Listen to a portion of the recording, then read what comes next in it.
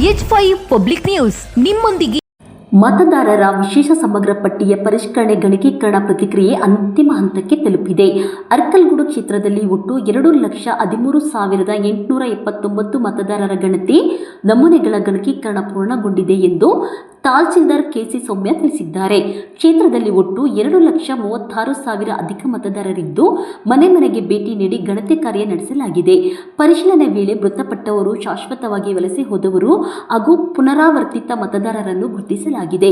ಇನ್ನು ಕ್ಷೇತ್ರದಲ್ಲಿ 283ರಷ್ಟಿದ್ದ ಮತಗಟ್ಟೆಗಳ ಸಂಖ್ಯೆಯನ್ನು 291ಕ್ಕೆ ಹೆಚ್ಚಿಸಲಾಗಿದ್ದು ಹೆಚ್ಚುವರಿ ಮತಗಟ್ಟೆಗಳನ್ನು ಸ್ಥಾಪಿಸಲಾಗಿದೆ ಎಂದು ತಿಳಿಸಿದ್ದಾರೆ. ಎಲ್ಲರಿಗೂ ನಮಸ್ಕಾರ. ಮಾನ್ಯ ಚುನಾವಣಾ ಆಯೋಗದ ನಿರ್ದೇಶನದಂತೆ ನಮ್ಮ ತಾಲೂಕಲ್ಲೂ ಕೂಡ SIR 2026 ಕಾರ್ಯ ಪ್ರಕ್ರಿಯೆಯಿತ್ತು. ಅದರಂತೆ ನಾವು ಪ್ರತಿದಿನ ರಾಜಕೀಯ ಪಕ್ಷಗಳು ಅಂದರೆ recognised under registered political parties ಅಂತ ಹೇಳ್ಬಿಟ್ಟು ನಮ್ಮ ಕರ್ನಾಟಕದಲ್ಲಿ ಏನು 7 ಪೊಲಿಟಿಕಲ್ ಪಾರ್ಟೀಸ್ ಇದೆಯೋ ಆ ಎಲ್ಲ ಪಾರ್ಟಿ ಅಧ್ಯಕ್ಷರಿಗೂ ಕೂಡ ಪ್ರತಿದಿನ ಮಾಹಿತಿನ ನಾವು ಕೊಡ್ತಾ ಬಂದಿದ್ದೀವಿ. ಅದರಂತೆ ನಾಳೆ ಕಡೆಯ ದಿನ ಆಗಿದೆ. SIR 8ನೇ ತಾರೀಕು ನಮ್ಮ ಮನೆ ಭೇಟಿ ಮಾಡಿ ಎನ್ಯುಮರೇಷನ್ ಫಾರ್ಮ್ಸ್ನ ಕಲೆಕ್ಟ್ ಮಾಡಿ ಡಿಜಿಟಲೈಸ್ ಮಾಡೋದಕ್ಕೆ ನಾಳೆನೇ ಕೊನೆ ದಿನ ಆಗಿರುತ್ತೆ. ಹಾಗಾಗಿ ನಮ್ಮ ತಾಲೂಕಲ್ಲಿ ಈಗ ಆಲ್ರೆಡಿ ನಾವು 100% ಎನ್ಯುಮರೇಷನ್ ಫಾರ್ಮ್ಸ್ನ ಕಲೆಕ್ಟ್ ಮಾಡಿ ಅನ್ಕಲೆಕ್ಟೆಡ್ ಫಾರ್ಮ್ಸನ್ನು ಕೂಡ ಆಲ್ರೆಡಿ ಆಗೋಗಿದೆ ನಮ್ಮಲ್ಲಿ.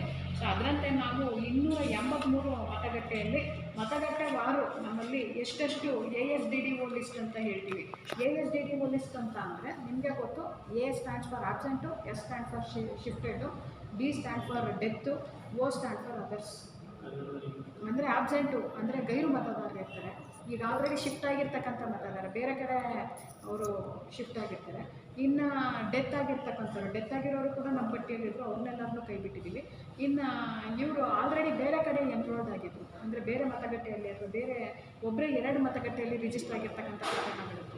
ಆ ಪ್ರಕರಣಗಳು ಎಷ್ಟೆಷ್ಟು ಅಂತ ಹೇಳ್ಬಿಟ್ಟು ನಾವು ಆಲ್ರೆಡಿ ಮತಗಟ್ಟೆವಾರು 283 ಮತಗಟ್ಟೆಗೂ ಕೂಡ ಎಷ್ಟೆಷ್ಟು ಜನ ಬರ್ತಾರೆ ಅಂತ ಹೇಳ್ಬಿಟ್ಟು ನಾವು ಪಟ್ಟಿ ಮಾಡಿದ್ದೀವಿ.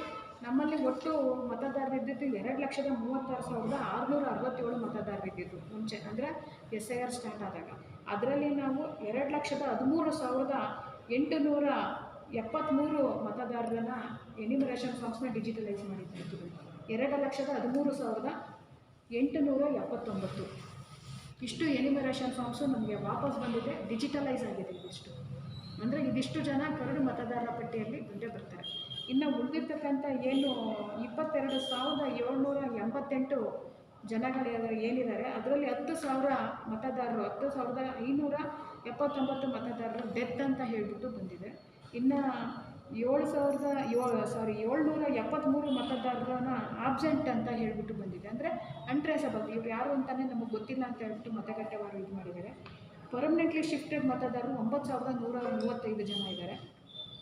ಆಲ್ರೆಡಿ ಬೇರೆ ಕಡೆ ಎನ್ರೋಲ್ಡ್ ಆಗಿರೋವಂಥವ್ರು 2,249 ಮತದಾರರಿದ್ದಾರೆ. ಇನ್ನು ಅದರ್ಸ್ ಅಂದರೆ ಯಾರು ಎನ್ಯುಮರೇಷನ್ ಫಾರ್ಮ್ಸ್ನ ಕೊಡೋಕ್ಕೆ ಇಷ್ಟ ಇಲ್ಲ ಅಥವಾ ಬೇರೆ ಕಡೆ ಎಲ್ಲೋ ಅವರು ಅನ್ಯ ಕಾರಣಗಳಿಂದ ಈ SIR ಪ್ರಕ್ರಿಯೆಯಿಂದ ಹೊರಗು ಉಳಿದಿರೋವಂಥವ್ರು 52 ಜನ ಇದ್ದಾರೆ. ಸೊ ಒಟ್ಟು ನನಗೆ 22,788 ಮತದಾರರು ಈ ಆಬ್ಸೆಂಟೀಸ್ ಇದರಲ್ಲಿ ಬರ್ತಾರೆ, ಅನ್ಕಲೆಕ್ಟಬಲ್ ಎನ್ಯುಮರೇಷನ್ ಫಾರ್ಮ್ಸ್ ಪ್ರಕ್ರಿಯೆಯಲ್ಲಿ ಒಳಪಡ್ತಾರೆ. ಆದರೆ ಹಾಗಂತ ನಾವು ಇವ್ರದ್ದು ಮತದಾನದ ಹಕ್ಕನ್ನು ನಾವಿಲ್ಲಿಂದ ಕುಂಠಿತಗೊಳಿಸ್ತಾ ಇಲ್ಲ. ಈಗೇನು ಹೊರಗುಳ್ದಿದ್ದಾರೆ, ಇದೇನು 22,000 ಜನ ಇದ್ದಾರೆ, ಇದರಲ್ಲಿ ಡೆತ್ ಅಂತೂ ಯಾವುದೇ ಕಾರಣಕ್ಕೂ ವಾಪಸ್ ಬರೋಲ್ಲ. ಅದು ನಮಗೂ ನಿಮಗೂ ಚೆನ್ನಾಗೆ ಗೊತ್ತಿರೋವಂಥದ್ದು.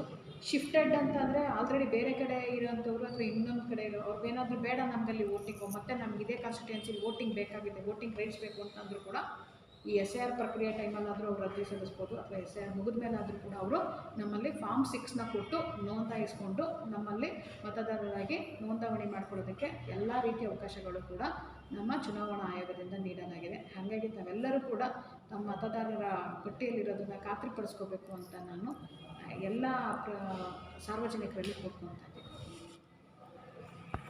ಗ್ರಾಮ ನೋಡಿದ್ಮೇಲೆ ಗೊತ್ತಾಗೋಗ್ಬಿಡುತ್ತೆ ಯಾವ ಹೋಗ್ಲಿವಾರು ಬೇಕಾದ್ರೂ ಸೆಗ್ರಿಗೇಟ್ ಮಾಡಿಕೊಡ್ತೀವಿ.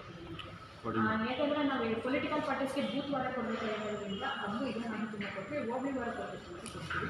ನಮಗೆ ಇನ್ನೊಂದೇನು ಅಂದರೆ ರ್ಯಾಷನಲೈಸೇಷನ್ ಆಫ್ ಪೋಲಿಂಗ್ ಸ್ಟೇಷನ್ಸ್ ಕೂಡ ಮಾನ್ಯ ಚುನಾವಣಾ ಆಯೋಗದ ನಿರ್ದೇಶನ ಮಾಡ್ತೀವಿ. ಎಲ್ಲಿ 1,200ಕ್ಕೆ ಮೀರಿ ವೋಟರ್ಸ್ ಇದ್ದಾರೆ ಅಂತ ನಮಗೆ ಗೊತ್ತಿರುತ್ತೆ. 1,200ಕ್ಕೆ ಮೀರಿ ವೋಟರ್ಸ್ ಇದ್ದಾಗ ನಾವು ಅಡಿಷನಲ್ ಬೂತ್ಸ್ನ ಕ್ರಿಯೇಟ್ ಮಾಡಬೇಕಾಗಿರೋದು. ಹಾಗಾಗಿ ನಾವು ಟೌನಲ್ಲಿ 2 ಪೋಲಿಂಗ್ ಸ್ಟೇಷನಲ್ಲಿ ಇನ್ನೂ 2 ಎಕ್ಸ್ಟ್ರಾ ಬೂತ್ಗಳನ್ನ ಕ್ರಿಯೇಟ್ ಮಾಡಿದ್ವಿ. ಒಂದು ಯಾವುದು ಅಂತ ಅಂದರೆ ಜೂನಿಯರ್ ಕಾಲೇಜ್ ಹೆಂಗಕೆರೆ ಕೊಪ್ಪಳು ಅಲ್ಲಿ ಎಂಟಕೆರೆ ಕೊಪ್ಪದಲ್ಲಿ 41ನೇ ಬೂತ್ ಇತ್ತು. ಅದಕ್ಕೆ ಅಡಿಷ್ನಲ್ ಆಗಿ ಸಬ್ಸಿಡಿಯರಿ ಬೂತ್ ಆಗಿ 41A ಅಂತ ಹೇಳ್ಬಿಟ್ಟು government junior college left wing right wing ಅಂತ ಹೇಳ್ಬಿಟ್ಟು ಅಲ್ಲೇ 2 ಬೂತ್. ಯಾಕೆ ಅಂತಂದರೆ ಅಲ್ಲಿ 2000 ಒಟ್ಟು ಮತದಾರರಿಗೆ ಇದ್ದಿದ್ದು 1200 ಹತ್ತಿದ್ರು. ಹಾಗಾಗಿ ನಾವೇನು ಮಾಡಿದ್ವಿ, ನ್ಯೂ PSನ ಕ್ರಿಯೇಟ್ ಮಾಡಬೇಕು ಇಲ್ಲಿ. ಸೊ ದಟ್ ಮತಗಟ್ಟೆಯಲ್ಲಿ ಸಾಲಾಗಿ ಕ್ಯೂ ನಿಂತ್ಕೊಳ್ಳೋದು ತಪ್ಪುತ್ತೆ, ಮತ್ತು ಮತಗಟ್ಟೆ ಸಿಬ್ಬಂದಿನೂ ಕೂಡ ಬೇಗ ವರ್ಕ್ ಮಾಡೋಕ್ಕೆ ಈಸಿ ಆಗ್ತದೆ ಅಂತ ಹೇಳ್ಬಿಟ್ಟು ಬೂತ್ನ ಡಿವೈಡ್ ಮಾಡಿದ್ವಿ. ಅದರಂತೆಯೇ ಸಾಲ್ಗೇರಿಯಲ್ಲಿ 45ನೇ ಬೂತ್ ಇತ್ತು. ಆ ಸಾಲ್ಗೇರಿಯಲ್ಲಿ ಕೂಡ ಒಂದು ಲೆಫ್ಟ್ ವಿಂಗ್ 45 ಅಂತ ಇಟ್ಟಿದ್ದನ್ನು 45A ಅಂತ ಹೇಳ್ಬಿಟ್ಟು ಅಡಿಷ್ನಲ್ ಬೂತ್ ಕ್ರಿಯೇಟ್ ಮಾಡಿದ್ವಿ. ಅಲ್ಲೂ ಕೂಡ ಅಷ್ಟೇ ಸಾಲ್ಗೇರಿ 1 ಬೂತ್ ಆಗುತ್ತೆ. ಹಂಪಾಪುರ ಮತ್ತು ಬಡಗಿ ಬೀದಿ ಅಂತ ಇದೆ, ಅದನ್ನು ಇನ್ನೊಂದು ಬೂತಾಗಿ ಕ್ರಿಯೇಟ್ ಮಾಡಿದ್ವಿ. ಹಂಪಾಪುರ ಮತ್ತು ಬಡಗಿ ಬೀದಿ ಇದು 1200ಕ್ಕಿಂತ ಜಾಸ್ತಿ ಇದ್ರು. ಆಫ್ಟರ್ SIR ಕೂಡ ನಮಗೆ 1200ಕ್ಕಿಂತ ಮೀರುತ್ತಾ ಇರೋದ್ರಿಂದ ಅಡಿಷ್ನಲ್ ಬೂತ್ ಕೊಟ್ಟರೆ ನಮಗೆ ಮತದಾನ ಮಾಡಬೇಕಾದ್ರೆ ಈಸಿ ಫ್ಲೋ ಇರುತ್ತೆ. ತುಂಬ ಲಾಂಗ್ ಕ್ಯೂ ನಿಲ್ಲಕ್ಕಾಗಲ್ಲ, ಫಾಸ್ಟಾಗಿ ಮೂವ್ ಆಗ್ತಾ ಇರ್ತಾರೆ. ಮತ್ತು 2 ಬೂತ್ ಇದ್ದರೆ ಸಿಬ್ಬಂದಿಗಳು ಜಾಸ್ತಿ ಆಗ್ತಾರೆ. ಒಂದು ಮತಗಟ್ಟೆಗೆ 1 ಸಿಬ್ಬಂದಿ ಇರ್ತಾರೆ, ಇನ್ನೊಂದು ಮತಗಟ್ಟೆಗೆ ಅಡಿಷ್ನಲ್ ಸಿಬ್ಬಂದಿ. ಬೇಗ ಮುಗಿಸೋಕ್ಕಾಗುತ್ತೆ ಅಂತ ಹೇಳ್ಬೇಕು. 600ರಿಂದ 800 ಇಲ್ಲ, ನಮಗೆ 1200 ಟೌನಲ್ಲಿ ಬಂದರೆ 1400, ಅರ್ಬನಲ್ಲಿ ಬಂದರೆ 1200 ಇತ್ತು. ಹಾಗಾಗಿ ನಾವು ಗೈಡ್ಲೈನ್ಸ್ ಏನಿತ್ತು ಅದ್ರ ಪ್ರಕಾರನೇ ಚೇಂಜ್ ಮಾಡಿದ್ವಿ. ಬಿಲ್ಡಿಂಗ್ಸ್ ಕೂಡ ದೂರ ಆಗಬಾರ್ದು. ಈಗ ಒಂದು ಮತಗಟ್ಟೆ ಮುಂಚೆ ಅದೇ ಮತಗಟ್ಟೆಗೆ ಇರ್ತಾರೆ ಅವರು, ಸೊ ಅವ್ರಿಗೂ ಕೂಡ ತೊಂದರೆ ಆಗಬಾರ್ದು. ಅಲ್ಲೇ ಪಕ್ಕದ ಲೆಫ್ಟಿಂದ ರೈಟಿಂದ ಮಾಡಿದ್ರೆ ಅವ್ರಿಗೂ ಈಸಿ ಆಗುತ್ತೆ. ಹಾಗಾಗಿ ಆಮೇಲೆ ನಾವು ಡಿವೈಡ್ ಮಾಡಬೇಕಾದ್ರೂ ಅಷ್ಟೇ. ಈಗ ಫಾರ್ ಎಕ್ಸಾಂಪಲ್ ಈಗ ಒಂದು ಅದೇ ಚೌಟ್ರಿ ಆಗಿದೆಯಲ್ಲ, ಇಲ್ಲಿ ಡಿವೈಡ್ ಮಾಡಿದ್ದೀವಿ ನೋಡಿ ಸಾಲ್ಗೇರಿ ಇದರಲ್ಲಿ. ಅಲ್ಲಿ ನಾವು ಕ್ಲೀನಾಗೆ ಬೌಂಡ್ರೀಸ್ ಮಾಡಿದ್ದೀವಿ. ಅಂದರೆ ಒಂದು ರೋಡ್ನ ಮಾರ್ಜಿನ್ ಆಗಿಟ್ಕೊಂಡು ರೋಡಿಂದ ಈ ಕಡೆ ಇರೋರು ಒಂದು ಬೂತು, ರೋಡಿಂದ ಆ ಕಡೆ ಇರೋರು ಒಂದು ಬೂತು. ಅದರಲ್ಲೂ ಕೂಡ ಕೆಲವೊಂದು ಮನೆ ವೇರಿಯೇಷನ್ಸ್ ಆದ್ರೂ ಕೂಡ 5% ಅಥವಾ 10% ವೇರಿಯೇಷನ್ಸ್ ಇರುತ್ತೆ. ಬಟ್ ಮ್ಯಾಕ್ಸಿಮಮ್ ಬೂತನ್ನು ಡಿವೈಡ್ ಮಾಡಬೇಕಾದ್ರೆ ವಿ ಎನ್ಶೂರ್ಡ್ ಫ್ಯಾಮಿಲಿಲಿ ತಂದೆ ಒಂದು ಬೂತು, ಮಕ್ಕಳು ಒಂದು ಬೂತು ಆ ರೀತಿ ಆಗಬಾರ್ದು, ತಾಯಿ ಒಂದು ಬೂತು, ಅತ್ತೆ ಒಂದು ಬೂತು ಆ ರೀತಿ ಆಗಬಾರ್ದು. ಆ ರೀತಿ ಪ್ರಿಕಾಷನ್ಸ್ನ ತೊಗೊಂಡಿದ್ವಿ. ಹ್ಯಾಂಡ್ರೈಂಗಿಂದು ಕೂಡ ಜಾಸ್ತಿ ಜನ ಇದ್ದಿದ್ದರಿಂದ 172 ಒಂದು ಬೂತ್ ಆಯಿತು, 172A ಅಂತ ಇನ್ನೊಂದು ಬೂತ್ ಮಾಡಿದ್ದೀವಿ.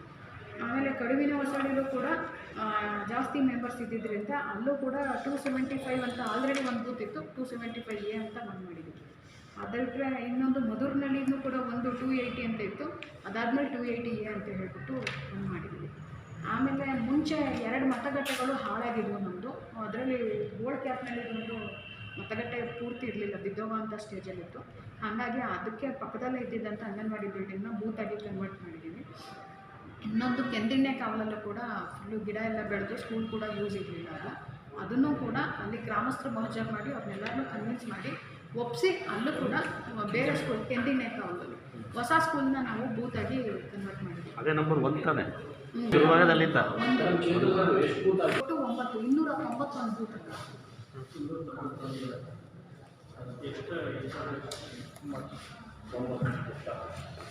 ಇದು ಹೊಸ ಬೂತ್ ಕ್ರಿಯೇಟ್ ಆಗಿದೆ ಮಾಹಿತಿ.